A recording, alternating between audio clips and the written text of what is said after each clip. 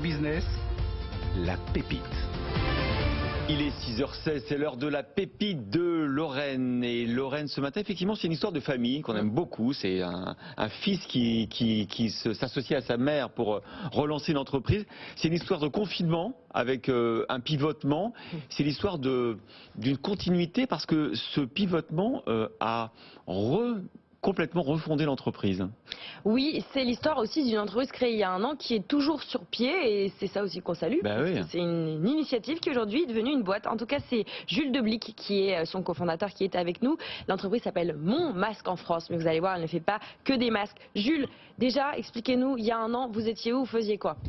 Il y a un an, moi j'avais une totale autre activité. J'ai été confiné, je suis allé chez ma maman et on n'a pas voulu rester les bras croisés. On s'est mobilisé. On est dans l'industrie du cuir à l'origine, on travaille pour des grandes maisons. On avait beaucoup de machines à coudre. On s'est dit on ne peut pas rester comme ça. On a une de nos collaboratrices qui est une maman qui était caissière dans un intermarché de Villers-Cotterêts dans l'Aisne. Elle n'avait pas de masque de protection. On a commencé 5 masques, 10 masques, 20 masques. On en a fait beaucoup par solidarité. Effet de demande, les collectivités, croyant même qu'on était des professionnels, on s'est dit il y a quelque chose à faire. Quelque chose à faire, c'était quoi? C'était recruter des gens, tous et toutes, surtout des femmes couturières demandeuses d'emploi. On a acheté des machines en autofinancement en Allemagne. On a monté un atelier en 21 jours avec très peu d'aide, très difficile de monter une unité à part de production en plein confinement. Et on a travaillé d'abord par un acte citoyen avec les mairies pour préparer le fameux déconfinement. Aujourd'hui, on anticipe le nouveau déconfinement à venir. Celui du mois de mai de 2020. Voilà, donc ça fait un an. Il y a un an, on ne pensait pas qu'on serait là aujourd'hui. C'est une chance d'être là aujourd'hui. Oui, c'est ça, parce que beaucoup ont saisi cette opportunité, mais beaucoup n'ont pas résisté. Et vous avez su vous transformer. Oui, se transformer et surtout ne pas être taxé, si je peux me permettre, de surfer sur quelques vagues que ce soit. Et il fallait, pour pérenniser, trouver la solution pour pérenniser, justement. La solution, elle est peut-être dans cette technologie virucide que vous avez incorporée à vos textiles, que ce soit des masques, que ce soit des blouses. On voit une blouse pour, par exemple, la pharmacie, exactement. Ouais. Alors, expliquez-nous cette technologie. En fait, c'est un triptyque. IQ, une société suisse de renom, qui a eu des prix partout dans le monde, qui travaille avec 150 marques dans le monde, 1,2 milliard de masques produits partout dans le monde, un contrat avec l'armée australienne, etc. IQ a développé cette solution textile qui détruit à 99,99% les bactéries, les virus et la souche SARS-CoV-2.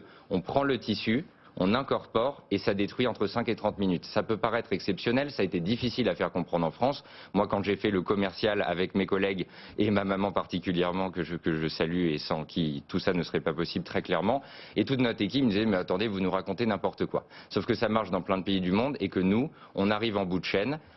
Il y a un tisseur qui incorpore la solution textile qui est un liquide, évidemment aux normes ISO, activité virucide et bactéricide des produits textiles, aux normes CE pour mettre sur le marché européen évidemment, donc ça ne sort pas de nulle part.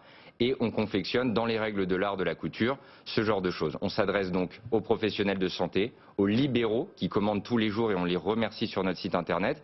Et aujourd'hui, parce que vous êtes une émission aussi de l'économie de demain qui valorisait et qui aidait très clairement les petites entreprises comme nous, on lance un appel, pas un appel à l'aide, mais un appel au soutien. On s'adresse à tout le monde, on s'adresse aux pharmaciens, on s'adresse peut-être même à la grande distribution. Monsieur Leclerc, par exemple, a écrit un livre qui s'appelle Les Indispensables de la République. Et ben, on essaye chacun à son niveau d'être indispensable. Il y a peu de projets qui ont une vocation universelle et on essaye de l'être à notre niveau. Jules, vous lancez un appel parce qu'il y a une fragilité. Ça fait un an que vous existez, vous avez quand même déjà 700 000 € de chiffre d'affaires, 21 salariés et vous sentez quoi? Vous sentez que peut-être qu'effectivement, à un moment donné, on va se déconfiner complètement, qu'on portera peut-être plus de masques. Or, on sait très bien qu'on va devoir, sans doute, pendant très longtemps, pendant des années, avoir une hygiène différente de celle qu'on avait avant. Vous avez absolument raison parce que justement vous anticipez. Et anticiper, clairement, c'est le mot-clé. Il y a un an, on ne pensait pas qu'on serait là. Je ne sais pas où on sera dans un an, mais il y a eu quelque chose qui nous préoccupe tous les matins, c'est juste de maintenir les gens au travail, de continuer à en recruter dans la mesure de nos moyens. On n'a pas eu d'aide, voilà, tout a été fait maison d'une certaine façon, du financement, des prêts. On appelle une banque, on a eu la chance d'être soutenu par le CIC, en l'occurrence la nôtre, la banque personnelle. Oui, votre on banque avance. perso, ouais. Voilà, prêt personnel. Et donc on s'engage. Il y a des nuits où on ne dort pas, on se dit.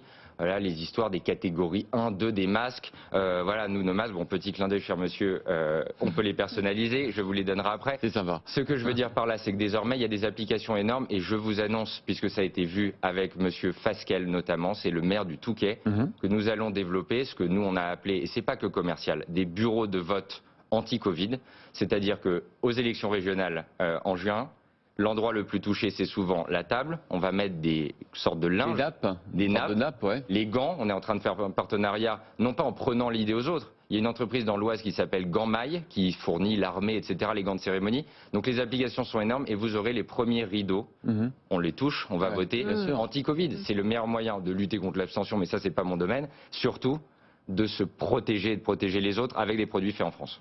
Audrey est fascinée. Oui, non, mais je suis fascinée, mais d'autant plus que vous lancez un appel, mais finalement, certes, pour le particulier, c'est un changement de vie, mais il va toujours y avoir besoin, peut-être, d'aller fournir les hôpitaux, l'ensemble des établissements de santé, finalement. Et les restaurants, par exemple, les nappes et les serviettes, pourquoi pas? Vous avez absolument raison. Après, chacun son métier. Parce que vous savez, moi, j'aide vraiment bénévolement maman dans cette histoire et toute notre équipe. On se met autour d'une table, on dit qu'est-ce qu'on pourrait faire. Mais entre un chef d'entreprise qui dit il faut faire ci, il faut faire ça, et en réalité après le dessiner, savoir le confectionner, c'est différent. Sur les restaurants, j'ai pas le droit de citer le grand chef avec qui nous sommes en train de travailler. Nous allons lancer des tabliers. Et pour les cuisines et la salle. Voilà, donc c'est l'avenir et on y travaille chaque jour, soyez-en sûrs. Juste une dernière question, parce que vous parlez à nouveau de votre mère, là, mais en fait, elle était entrepreneuse avant ça, elle était spécialiste du textile, et vous dites bénévole, vous avez quand même le droit d'avoir un salaire aussi, c'est votre nouvelle activité, oui, non? Mais j'ai pas de honte à le dire, au contraire, je travaille en fait au niveau européen, plus ou moins dans le milieu des institutions européennes. D'accord. Là, je suis pas encore sur ma journée de travail puisqu'il est 6h25 du matin. D'accord. Et donc, j'aide bénévolement, oui. Ma maman aurait pu être là. Et en réalité, oui, elle a d'autres activités. Sur le lien textile, elle a dirigé une ancienne grande marque de robes de mariée qui s'appelait Pronuptia. Belles heures de Pronuptia. Donc, je peux vous dire que moi, quand j'avais 8 ans, et que j'étais dans des ateliers à voir des vraies couturières, retrouver ça avec les collaborateurs, les collaboratrices qu'on a aujourd'hui, c'est juste fascinant, passionnant, et on travaille tous ensemble dans la même direction. Eh ben, quelle pépite, Lorraine, merci. Ça va être dur demain. En tout cas, vous y croyez, vous y allez, et voilà, c'est bluffant. Jules Desbliques, cofondateur de Mon Masque de France, et votre mère s'appelle Diane. Diane Desbliques. Exactement. Merci à vous deux, et puis tout de suite. On reste dans la